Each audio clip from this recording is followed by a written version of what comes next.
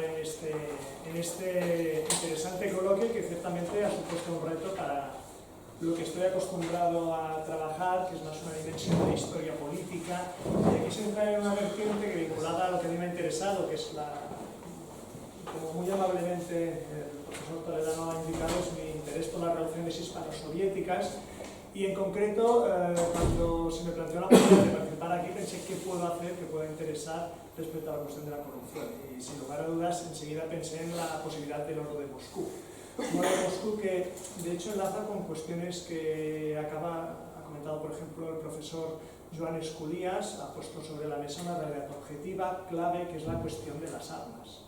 En un contexto de guerra, la República Española se ve forzada a buscar armamento en el mercado internacional. Y eso se traduce en una maquinaria que puede o no ser considerada hasta cierto punto corrupta, y que es la cuestión que quiero plantearos.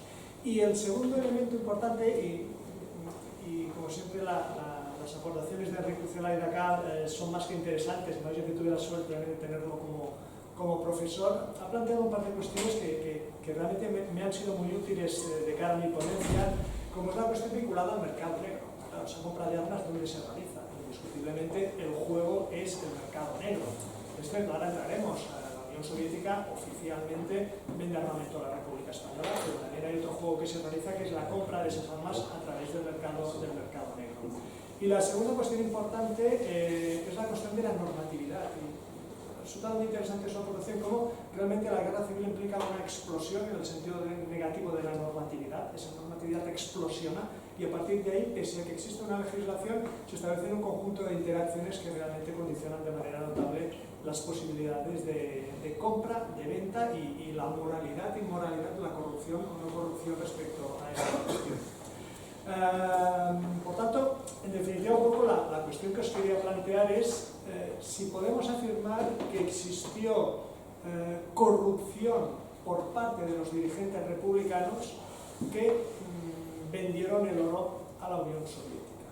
Y creo que aquí es clave el verbo, vendieron, porque ciertamente lo que se realizó fue una transacción comercial, autorizada legalmente por parte de las autoridades republicanas y autorizada legalmente por parte de las autoridades soviéticas. Otra cuestión que podemos discutir, y lo podemos hacer posteriormente, es si moralmente esa transacción fue correcta, y podemos discutir otra vertiente, si pragmáticamente esa transacción fue una transacción inteligente y rentable, porque al fin y al cabo se compró armamento a la Unión Soviética, en buena medida, no solo a ella, pero en buena medida a la Unión Soviética, un armamento que tecnológicamente era notablemente inferior al armamento alemán que compró la España franquista, y no olvidemos que además, por ejemplo, se llegaron a adquirir armamento que se había utilizado en la guerra civil rusa. Sí que es cierto que los soviéticos no engañan a las autoridades republicanas, les venden buena parte del material de guerra más moderno del que dispone la Unión Soviética, pero ese material de guerra moderno por parte soviética está a una distancia notable respecto al armamento más moderno que tienen otras potencias, como por ejemplo la Alemania nazi. Por tanto, un poco contextualizando todo este marco, he querido plantear aquí unas primeras imágenes, unas más técnicas, otras menos, pero bueno, en cualquier caso, pienso que evidencian una cuestión, y es cómo en el ámbito español la cuestión del oro de Moscú es una cuestión más que significativa. Es una cuestión que está permanentemente presente en la historiografía española, y creo que no hay mejor evidencia como esta imagen que tenemos aquí en la parte inferior derecha, esta obra de Ángel Viñas, Oro, Guerra y Diplomacia. No sé si me he perdido porque Ángel tiene una magnífica capacidad de publicar sistemáticamente. A mí me gustaría ser Ángel por muchas cuestiones, pero sobre todo esa inmensa capacidad que tiene de sistemáticamente publicar obras. Creo que de momento no hay una obra posterior a esta, pero seguro que está trabajando en ella si no estoy equivocado. En cualquier caso, Petróleo, sí. Ahora se ha pasado el petróleo. Que la hacía conjuntamente con... Sí, pero tiene cáncer, Bueno, en cualquier caso, Ángel no para. A mí me ha aportado este granito de arena con el Oro, Guerra y Diplomacia, una obra magnífica en la que, entre otras cuestiones, analiza el impacto que tiene en la historiografía española, y no solo la historiografía, en el ámbito cultural y político español, ese Oro de Moscú, que significativamente aún sigue llamándonos la atención. Y para prueba esta magnífica serie, que me niego a verla, pero he descubierto que existía del año 2001, El oro de Moscú, claro, Santiago Segura. Yo me he reído mucho con Torrente, pero claro, Torrente es una cosa y El oro de Moscú es otra, ¿no? En cualquier caso, como en el ámbito cultural, cinematográfico, rentable económicamente, este recurso del oro de Moscú es un recurso más que significativo. Y después una aportación mucho más seria entre estas, al margen de este oro de Moscú cinematográfico, este Heraldo de Aragón, que poco después de que se conozca por parte de las autoridades franquistas que las autoridades republicanas han autorizado la venta del oro de las reservas españolas, ya empiezan a difundir una propaganda que al fin y al cabo nos llega hasta hoy en día y que ayuda a explicar no solo una corriente historiográfica franquista o profranquista que sigue insistiendo en la corrupción respecto a la cuestión vinculada al oro de Moscú, sino también, y el profesor Lucelay de acá lo ha recogido muy acertadamente, cómo existe también un ámbito sociológico, político de la derecha, del mundo conservador, que sigue bebiendo de esas bases y que al fin y al cabo acaba reproduciendo toda esta cuestión vinculada al oro de Moscú. Un oro de Moscú que he querido también presentarla desde la otra vertiente. En el ámbito de la historiografía rusa, ¿genera o no genera interés la cuestión del oro de Moscú? Ciertamente genera muy poco interés por parte rusa. Fundamentalmente por una cuestión, que su interés es cuál fue el impacto y la aportación que generó la participación soviética en el desarrollo militar y en la estrategia de relaciones internacionales de la Unión Soviética en la franja de los años 30. Os he colocado aquí las obras de Baris y Morra, un par de obras de Yuri Rivalkin, es Stalin y España, o esa Operación X, o por ejemplo aquí a la derecha tenemos la de Alexander Shubin, la Gran Revolución Española, en las que, insisto, el oro de Moscú es considerado como un elemento más de una transacción económica, porque al fin y al cabo fue lo que fue, y con ello también quiero transmitir la idea de que no fue una cuestión menor, pero fue técnicamente lo que fue. A partir de aquí, pienso que también tenemos que hablar de unos personajes, y creo que con Enrique Celay hemos coincidido en la fotografía, la primera de la superior izquierda, ¿no? Esos fondos del Banco de España, esta imagen mítica, a la derecha la imagen de Juan Negrín. Claro, a veces yo pienso que tenemos que reflexionar un poco en el país en el que vivimos. La tinta y tinta que se ha escrito sobre Juan Negrín, castigando a Juan Negrín, no seré yo quien lo defienda, tampoco quien lo castigue, pero una de las figuras más cultas de la España de los años 30, médico, con un dominio de la lengua alemana, profesor en la Universidad de Leipzig, y que ha recibido por todos los lados. Bueno, Juan Negrín quizá estuvo en el lugar inadecuado en el momento inadecuado, le tocó ser ministro de Hacienda en un contexto de guerra civil, donde explosiona toda la normatividad, y la República tenía un problema, y ese problema se llamaba armamento. Sin armas no se gana una guerra, y las armas se tenían que conseguir. Por lo tanto, no había más opción que buscar a algún socio y o acudir al mercado negro, y fue Juan Negrín quien tuvo que gestionar esa cuestión. Juan Negrín, pero no solo Juan Negrín, porque también es muy fácil cargar las tintas sobre el ministro que ejecuta esta cuestión. En la parte inferior izquierda os he querido colocar la imagen de Marcelino Pascua, el embajador español en la Unión Soviética. No sé si la imagen es del momento del que le comunicaron que se iba a Moscú a realizar las tareas de embajador, porque muy motivado no aparece. En cualquier caso, fue una figura intermediaria con Stalin, con la cúpula del Politburó, y después Largo Caballero. No olvidemos, Negrín es el ministro de un gobierno realizado por Largo Caballero. Y a Largo Caballero no se le acusa del oro de Moscú. Todas las tintas recaen en la figura de Juan Negrín, y me veo más allá. Y el jefe del Estado republicano. ¿Qué sucede con Azaña? Porque es que Azaña también da en lo que ya está puesto. Por lo tanto, tenemos que hablar, si queremos, de una cúpula del Estado republicano que fue directamente la que estuvo implicada en ese proceso de la venta del oro de Moscú. Y por parte soviética, quiero poner estas dos imágenes. Una es uno de los momentos en los que se trasladan las cajas con el oro del Banco de España hacia la Unión Soviética, y otra es uno de los cargueros desde el puerto de Cartagena, cómo se trasladan esas cajas hacia la Unión Soviética. Estamos hablando en cifras, unas 7.800 cajas que son trasladadas a la Unión Soviética, pero hago un spoiler y me avanzo, y con ello no quiero desinculpar a la Unión Soviética, pero sí que voy a hacer es inculpar a Francia. 2.200 cajas son trasladadas también a Francia. El oro español no va solo hacia la Unión Soviética, va también hacia Francia, en unas cantidades mucho menores, aproximadamente el 72-73% acaba en manos soviéticas, pero un 20% en manos francesas. Por lo tanto, eso también hay que tenerlo presente. Y después he querido incorporar estas imágenes soviéticas. ¿Quiénes son los padres, los que están al otro lado? ¿Quiénes gestionan toda esta cuestión? Es fácil recurrir a Stalin, y nuevamente no voy a ser yo quien libere a Stalin de sus múltiples responsabilidades, pero Stalin es indiscutiblemente quien da el ok, pero hay un conjunto de figuras que gestionan toda esta cuestión. Y os he querido colocar en la parte inferior la imagen de Marcel Rosenberg, el embajador soviético en Madrid, que llega a finales de agosto del año 36. Es la figura clave con la que el gobierno republicano establece los contactos para pagar la ayuda militar soviética a través de las reservas de oro del Banco de España. Por lo tanto, el proceso, como vemos, no es un proceso opaco, es un proceso hasta cierto punto natural dentro de una lógica de compra-venta de un determinado material entre los estados. Después, la otra figura que os he querido colocar aquí es la figura del adjunto al MIKIT, al Comisariado del Pueblo para Asuntos Exteriores, que fue la figura que dentro del aparato de la política exterior soviética estableció contacto directo y la estructura a través de la cual desde la embajada se tenía que gestionar ese desplazamiento del oro hacia Moscú y posteriormente el tipo de intercambio que se realizaba. Y aquí a la derecha la figura de Orlov, porque Orlov mentía muchísimo.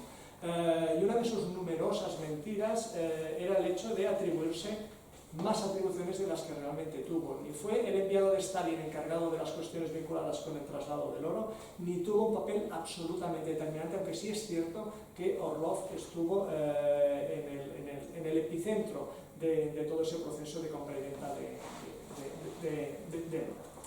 Situado esto, y como siempre me enrollo más de lo que me gustaría, creo que hay tres fechas claves que nos tienen que ayudar un poco a resolver esta cuestión, hasta qué cierto punto fue uno corrupta toda esta dinámica, toda esta red, como son estas que os he colocado aquí, el 6 de octubre del 36, el 15 de octubre del 36 y el 25 de octubre del 36. Empiezo por el final. El 25 de octubre del 36 llegan las primeras remesas de las cajas con el oro del Banco de España a la Unión Soviética. Concretamente llegan al puerto de Odessa y después se trasladan en ferrocarril hacia Moscú. Por lo tanto, el punto final de todo este camino se inicia ese 25 de octubre del 36. El 15 de octubre del 36 se produce el contacto directo, que al menos tenemos documentado, entre Marcel Rosenberg, el embajador, y las autoridades republicanas, que son las que dan el ok para ejecutar ese desplazamiento del oro español. Y el 6 de octubre del 36 es la fecha clave.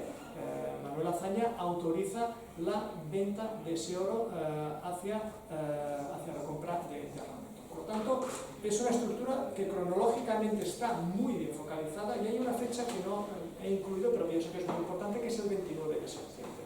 El 29 de septiembre del 36, el Politburó del Partido Comunista de toda la Unión, bolchevique, aprueba la intervención militar de la Unión Soviética en la Guerra Civil Española, el 29 de septiembre. Fijaros que el oro empieza a llegar el 25 de octubre del 36.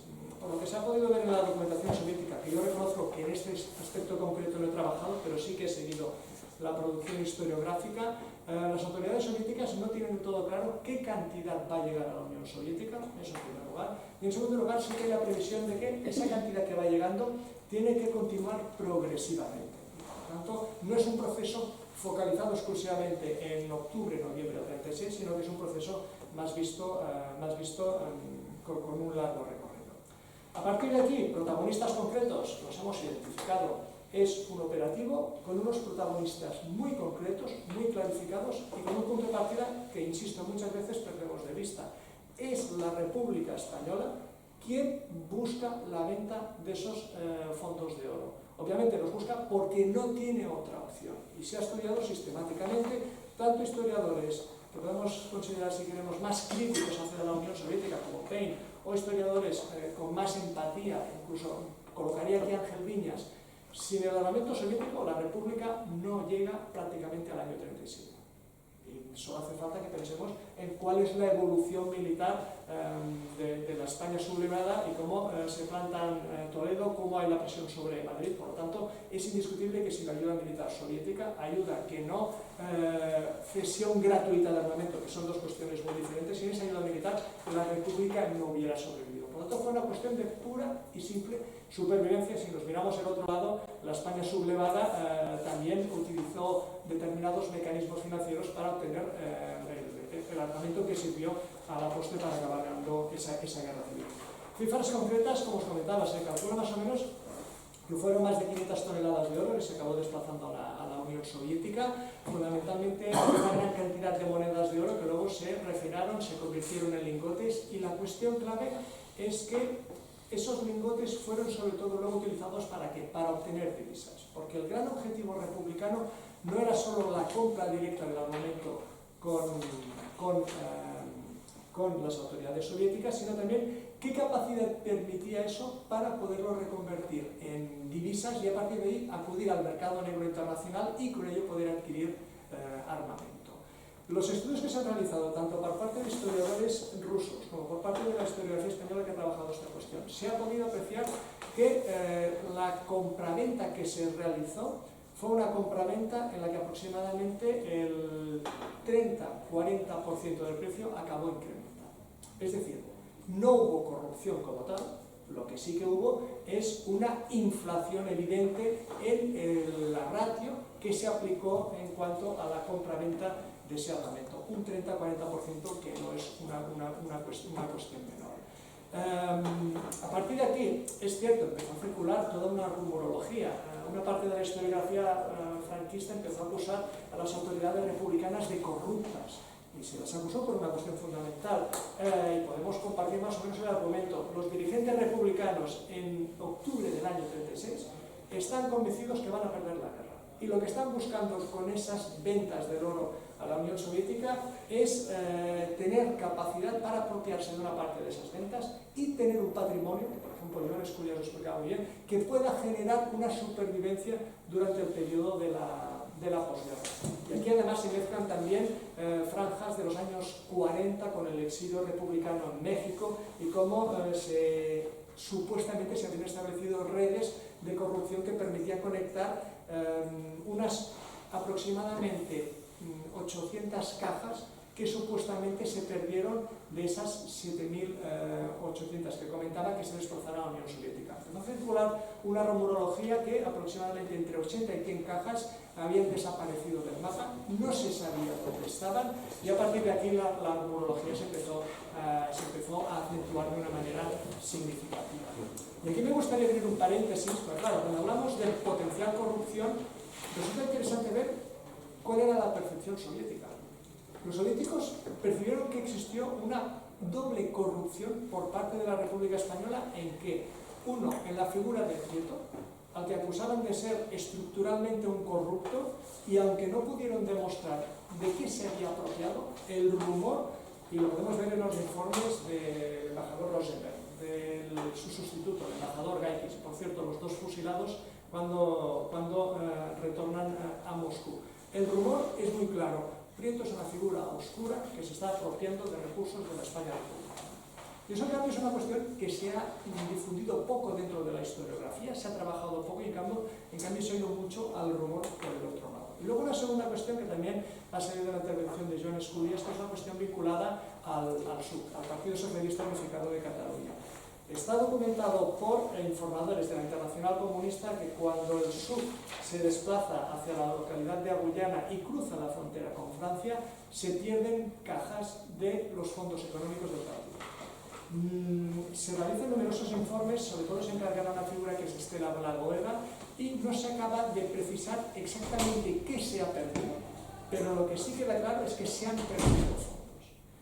Y a partir de aquí se apunta a un personaje que es Serrapañas, al que se le acusa de haber realizado negocios ya relativamente corruptos durante la Guerra Civil, y al que se apunta que posiblemente es la figura que está detrás de esta más o menos desaparición de los fondos económicos del partido.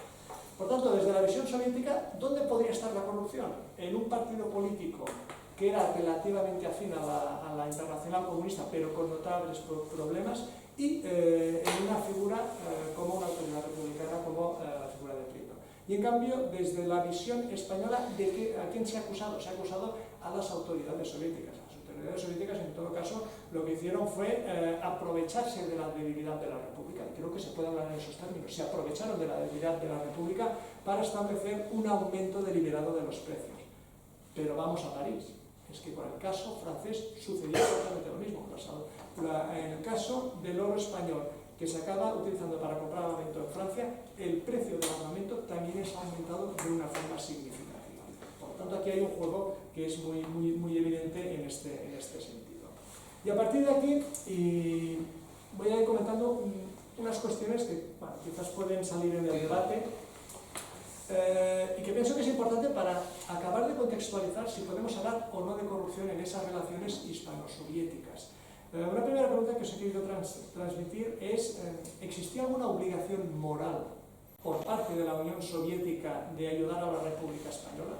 Pero claro, cuando hablamos de corrupción hay un elemento que se ha comentado muy acertadamente en la ponencia inaugural, que es ese grado, ese punto de moralidad o inmoralidad. Lo que queda claro en las relaciones hispano-soviéticas es que estas, en la franja de 1931 a 1936, antes de iniciarse la guerra civil, habían seguido un camino que conducía hacia la normalización. Es cierto que se produjeron determinados episodios de la historia española que frenó esa normalización, pero muy posiblemente de no haber estallado la guerra civil, a lo que se iba era una normalización de las relaciones entre la España republicana y la Unión Soviética, como se había hecho también por parte española con el reconocimiento de otros estados europeos. Por lo tanto, el camino natural parecía indicar que era esa. La guerra lo que hace es acentuar esa dinámica y provoca, y no lo olvidemos, dos estados que se encuentran separados por 3.000 kilómetros de diferencia tengan una relativa proximidad que al fin y al cabo se acaba acentuando. Obligación moral, quizás la obligación moral era de Washington, era de Londres, era de París, que tenían un modelo liberal republicano como el modelo de la República Española. La Unión Soviética, ¿qué tenía? Tenía una verborrea, y la verborrea era la Internacional Comunista, ese discurso frente populista, de unidad antifascista y de coalición contra el ascenso del fascismo. Pero en cualquier caso, esa verborrea, el Partido Comunista de España la cumplió, porque formó parte de la coalición, de la constitución de la coalición del Frente Popular.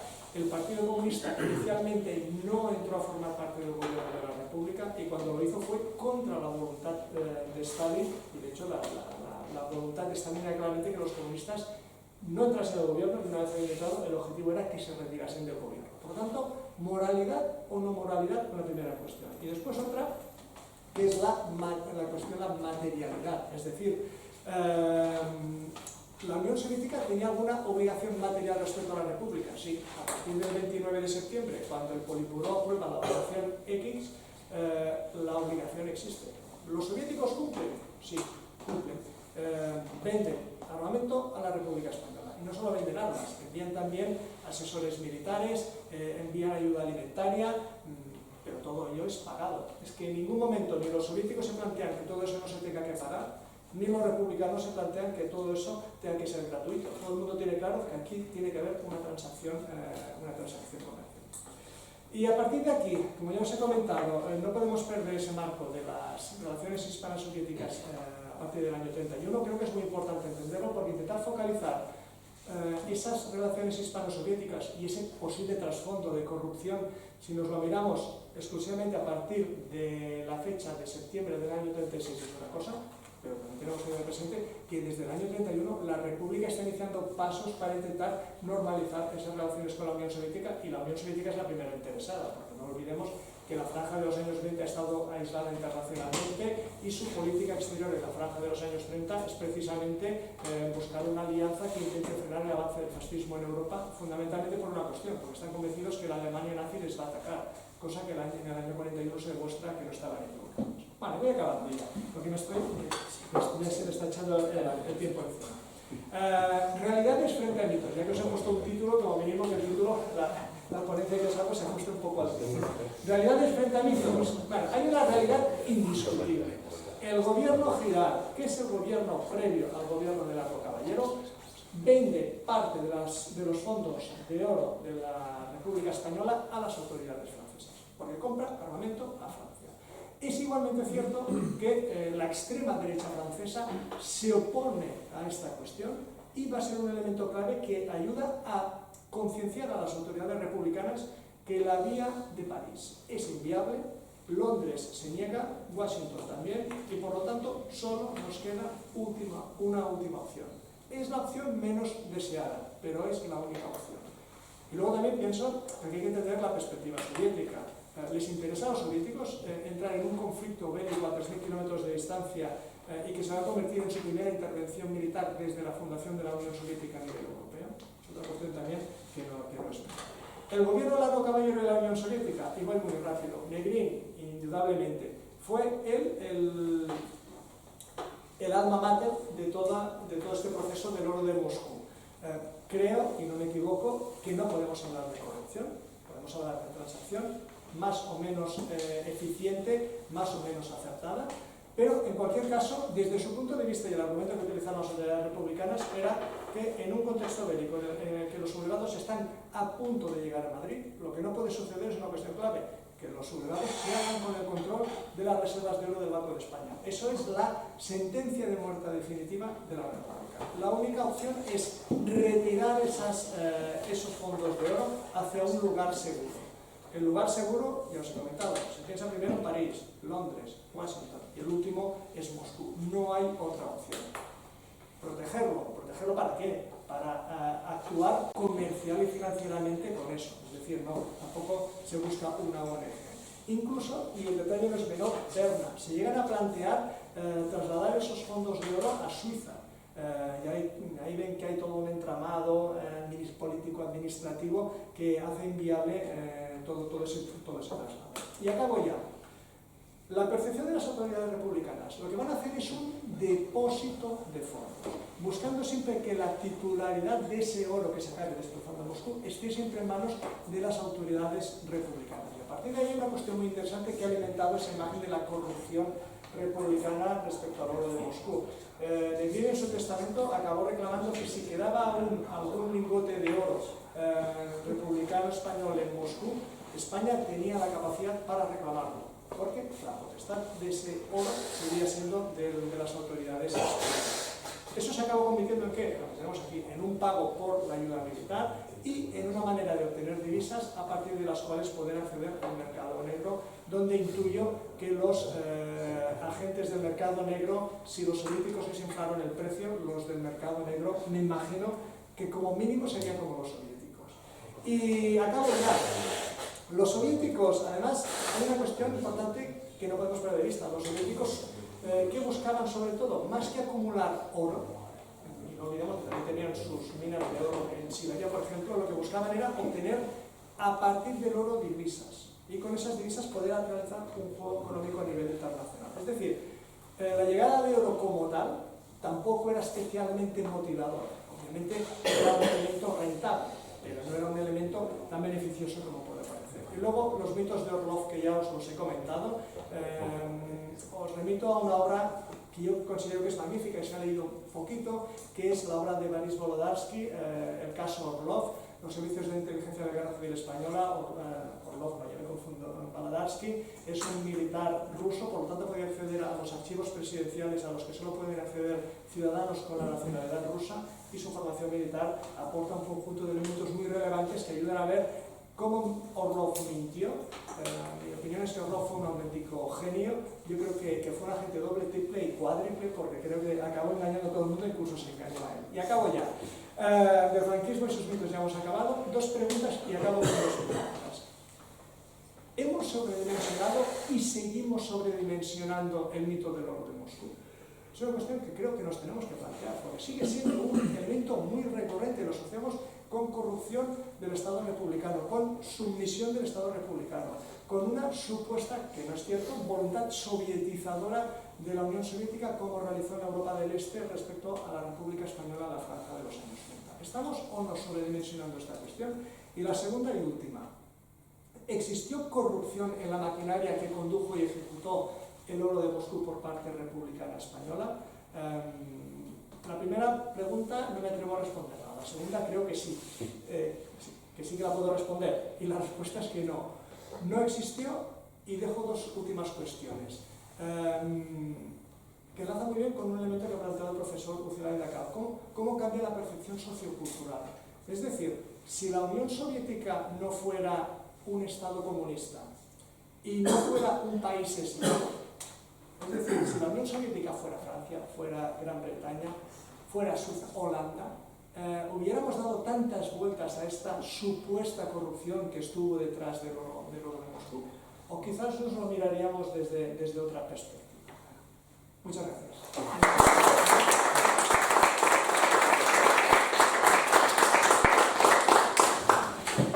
Dejarme unas breves palabras antes de pasar al café, que tenemos un café, pero sí.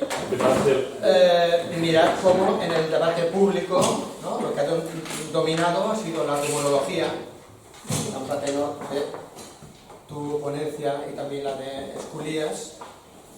Ha predominado también pedir responsabilidades, incluso aparece la palabra culpa. Ha predominado, ahora haría una broma, ¿no?, salvar a Ryan, sería salvar a Tarradella, salvar a Negrín, ¿no? Y en cambio está exactamente poder, y aquí está la dificultad, que nos hemos hecho todos estos años, ¿no? Aquí ha aparecido la palabra moral, ¿no? El par conceptual relacionado con la corrupción que hemos encontrado, que desde la segunda mitad del 18 ha sido el predominante, ha sido moralidad y moralidad. Una cosa que nos sorprendía. España está llena de revoluciones morales.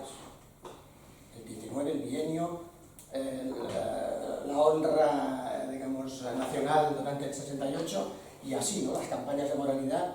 Entonces, yo creo que eso es lo que nos... claro, es un asunto muy complicado, ¿no? Es como nos había dicho el profesor Uccelay, aquí la lógica religiosa, digamos, todavía nos manda, y como incluso en el debate historiográfico, pues, digamos, poder profundizar en torno al significado, el alcance de la rumorología, ¿no? Digamos, no sé, es muy complicado, porque, digamos, la presión que tenemos como historiador y de propia historiografía es la de exculpar o ver, digamos, estamos todavía con un debate, constreñidos, con un debate si este tenía la culpa o el otro no. Entonces me gustaría que esto, quizás si luego lo tenéis bien, pues puede reflexionar un poquito. Y muchísimas gracias por la tuya y la de Joan, ¿no?, estas aportaciones. Si ahora podemos...